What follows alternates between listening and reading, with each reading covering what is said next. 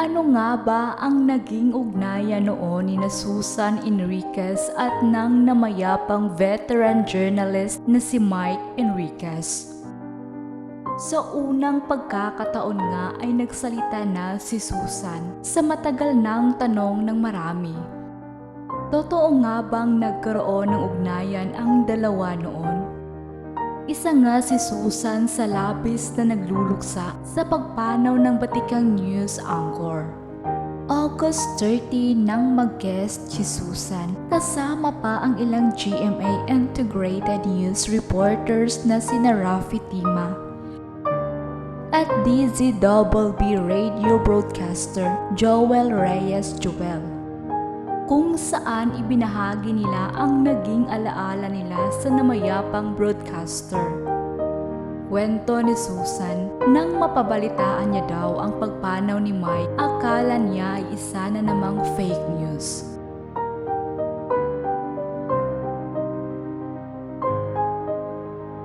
Dahil nga sa ilang beses nang biktima si Mike ng death hoax. Pero hindi nila matanggap na totoo na pala ang pagkawala ng matagal na panahon nilang kasama. Ngunit sa interview ni Susan sa PEP, ibinahagi niya kung ano nga ba ang totoong namamagitan sa kanila ni Mike.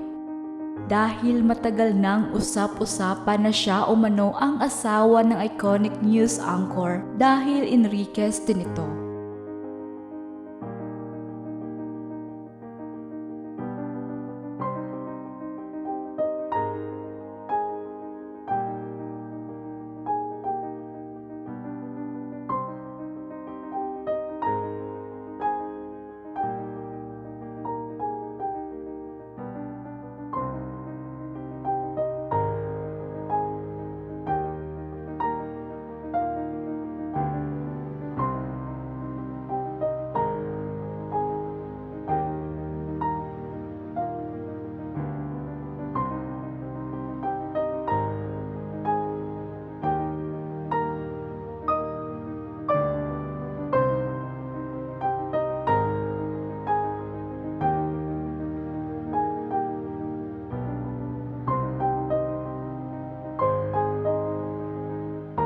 Natatawang pagbabalik tanaw niya sa tanong ng radio listener.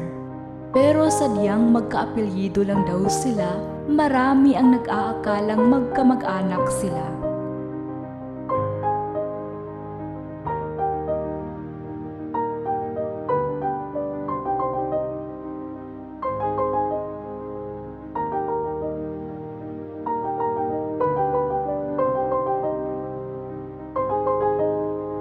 Ito daw ang naging usapan nila ng unang magtagpo ni Mike.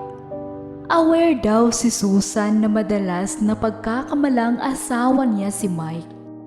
Pero sa katunayan, ang asawa ni Mike ay si Elizabeth Baby Yumping at hindi nagkaroon ng anak ang dalawa.